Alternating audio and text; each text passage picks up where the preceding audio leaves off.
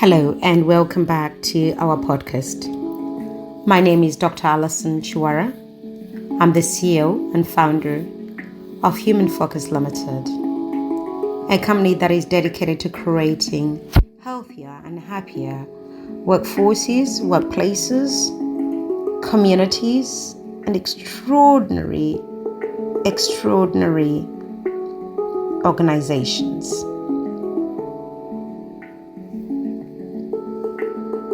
Thank you once more for joining me on this episode where we're going to talk about the quiet harvest. Perhaps a thought on hope in leadership. Now, if you may, as always, do walk with me for a moment. Imagine this. You're in the middle of your beautiful field at dusk. The earth beneath your shoes or boots is cracked for months without rain. Those of us that come from Africa will be very familiar with the ground stricken with drought.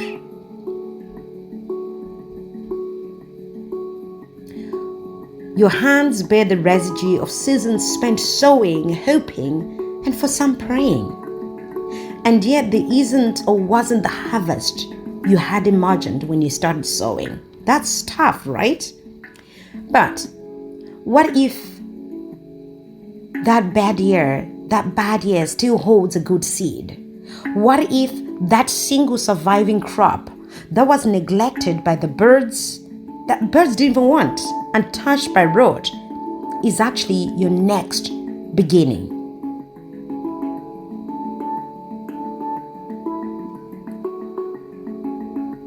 You see, in leadership, just like in farming,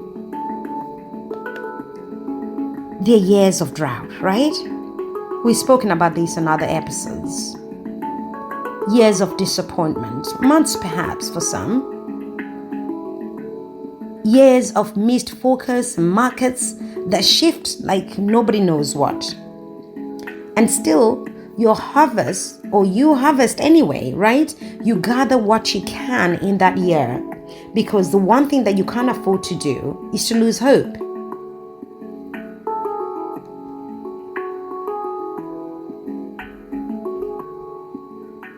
Talking of even a bad year still holds a good seed.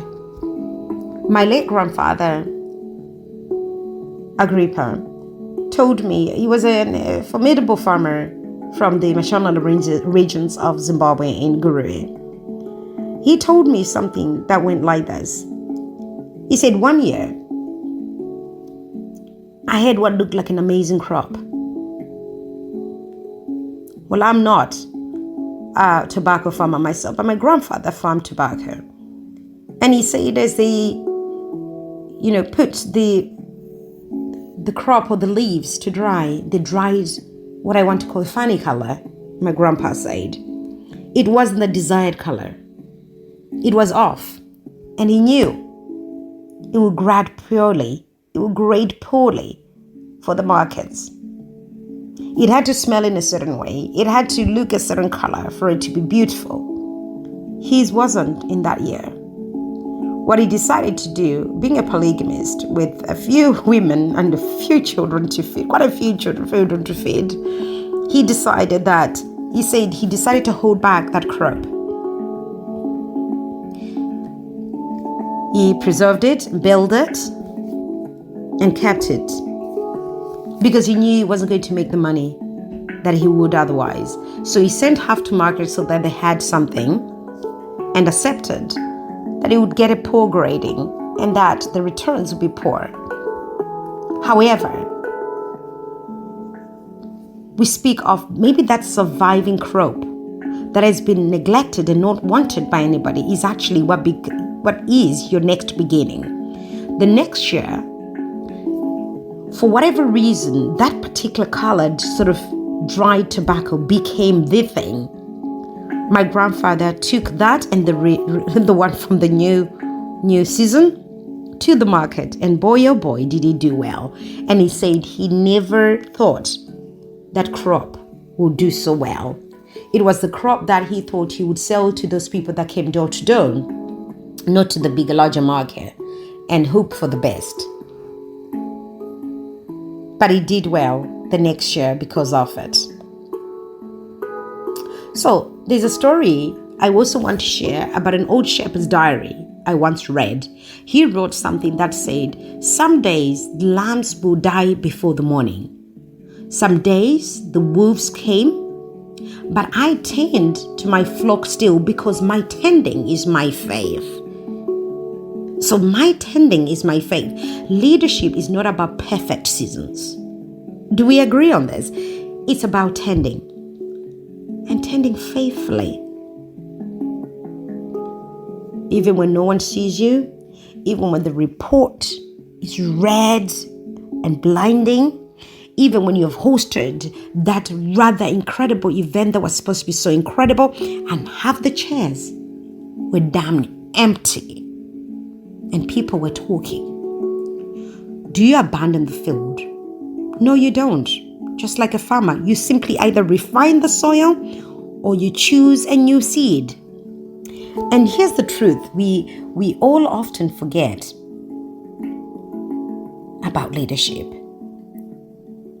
In that, a failed crop is not a failed farmer. So sometimes the soil maybe wasn't ready or wasn't seasoned for that crop. Sometimes the sun overstayed its welcome. Surely we wouldn't be saying that in Scotland because we always welcome the sun, but in some places.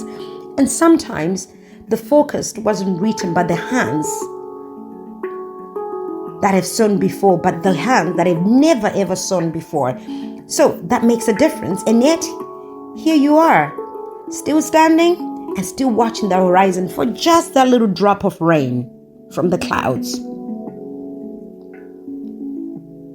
What if the rain comes next week?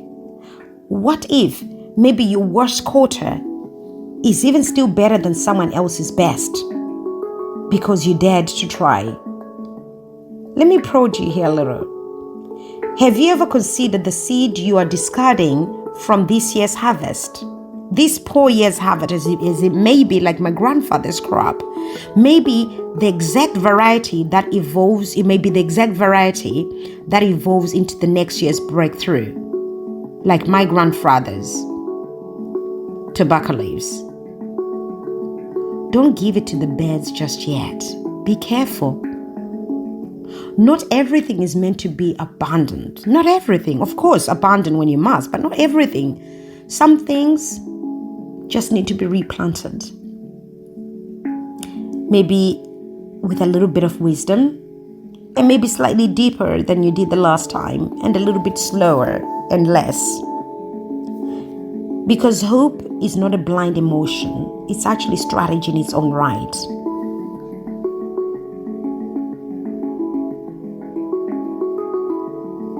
You see, sometimes hope is the reserve that we draw from when our markets are dry and our motivation is at an all-time low. I think we've all been there before. It's the hidden well of leaders who last, who outdo trends, who outperform trends. Because what hope says is, I've done too much work for me to give up now. Not now. And hope says, this may not be the crop of the year, but it may be the soil that births the next era, just like my grandfather's tobacco. And let's not forget that the most expensive asset in your business is not just your product. It's not even your pitch that you take to your consumers and buyers. And I'm going to be very contradictory here. It's not even your staff.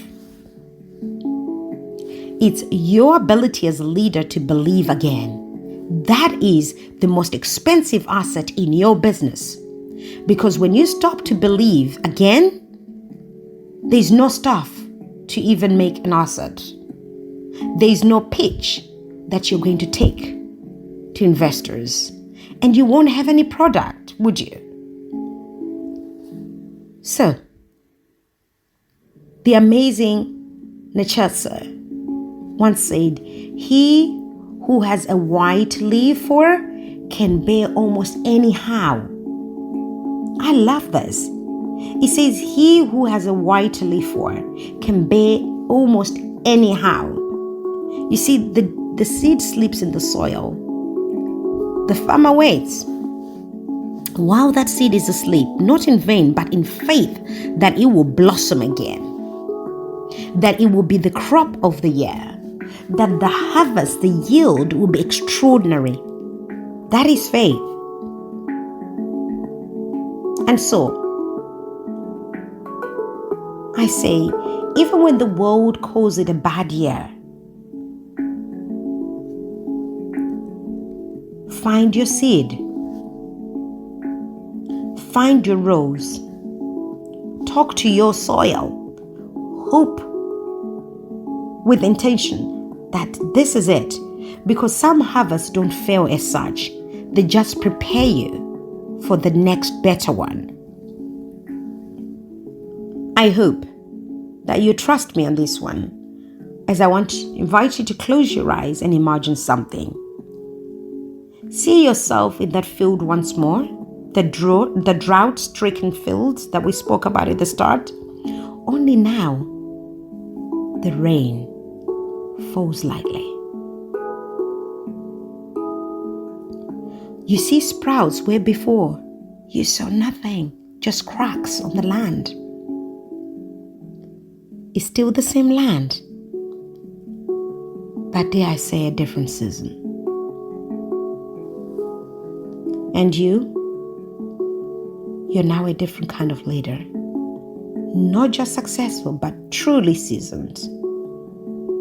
There was a little bit of a joke there, my witty jokes, but I hope somebody got it. You didn't give up. You just got up repurposed. You held hope long enough to see that hope holding you back from giving up just too soon. I want to leave you with 3 questions here. What good seed are you throwing away too soon, or have you thrown away too soon?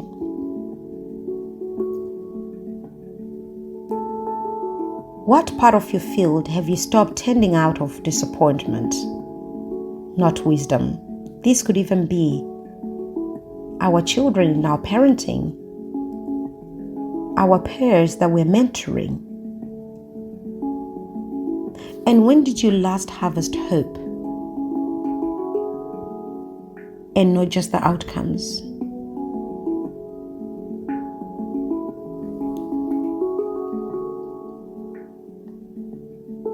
You see, you as a leader, you're a farmer of futures.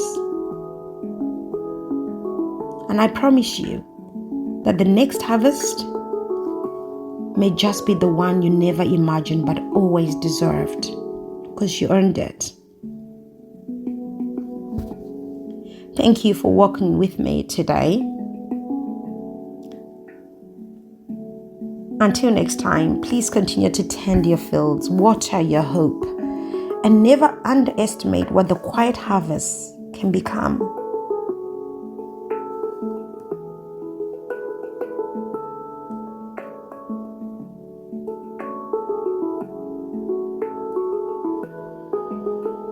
Because hope will continue to say, I've done too much work to give up now.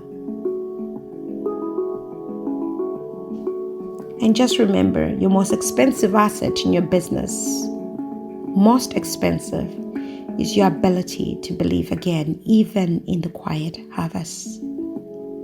Until next time, it's goodbye from me to you, from Human Focus Limited to your organization and communities. It's goodbye for now. And if there's any events that you're hosting quite soon, any workshops you desire to have from us as a corporate health consultancy, please do get in touch with us on info@focused.com. So info@human-focused.com. Thank you and goodbye.